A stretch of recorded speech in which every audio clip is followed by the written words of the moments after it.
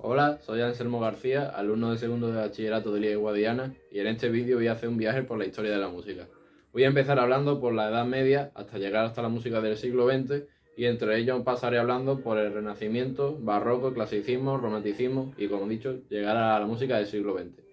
En cada etapa me pararé para hablar de las características generales de la música, el contexto social de la época,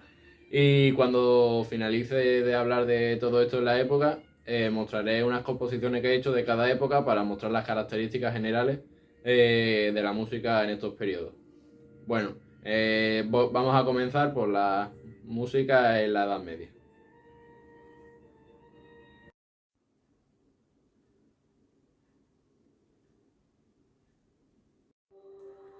Bueno, vamos a empezar este camino por la historia de la música por la primera etapa, donde podemos considerar que tenemos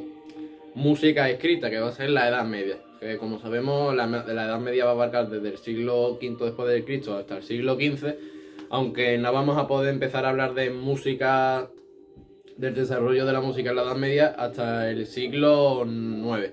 Debido a que es cuando va a aparecer la escritura musical, y va a ser cuando vamos a poder transmitir la música de forma escrita, no de forma únicamente oral. En este periodo vamos a distinguir entre música vocal y música instrumental, y se va a caracterizar porque la música vocal va a tener una superioridad aplastante a la música instrumental. De la música instrumental, perdón, de la vocal vamos a distinguir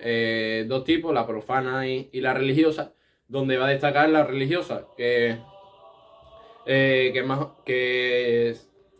el género más importante, ya no solo de la música religiosa, sino de esta etapa, va a ser los cantos gregorianos, que se hacían en las iglesias como forma de rezo. Y como curiosidad, en esta época el fin del canto gregoriano era únicamente el rezo y una forma de hablar con Dios. En esta época los pensadores no decían que si tú disfrutabas más con la música del canto que con el rezo, era un síntoma, era un pecado. Entonces, en esta época estamos viendo todavía la música como medio y no como fin. No estamos viendo, no vemos una música con el fin de que guste o que no guste, sino una música que va a servir para rezar y para transmitir las oraciones. Luego, dentro de la música vocal también vamos a tener, se van a dar la música profana, que,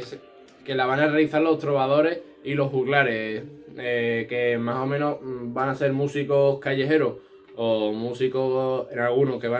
sobre todo los trovadores, que son de una categoría superior, que van a estar en algunos castillos o en residencias de alguna nobleza o aristocracia, que los que se dedican a ir por las calles van a ir recitando las noticias o los hechos más relevantes de las épocas en forma de las canciones que ellos cantaban. Y luego vamos a tener la música instrumental, que va a ser un género muy inferior a la música vocal, y únicamente se va a utilizar para las celebraciones como la de los reyes o nobles, donde la usaban para acompañar a estas celebraciones, y para las danzas, que, que eran un tipo de música que no estaba en este momento también visto como la música religiosa. Entonces estamos hablando de que la música instrumental era de un uso muy restringido, y que solo se, se tocaba en actos concretos, y más bien fuera de todos los actos serios, o que no, o que no fuese un acto lúdico. Solo se usaban para celebraciones o para el mero hecho de divertirse. Entonces,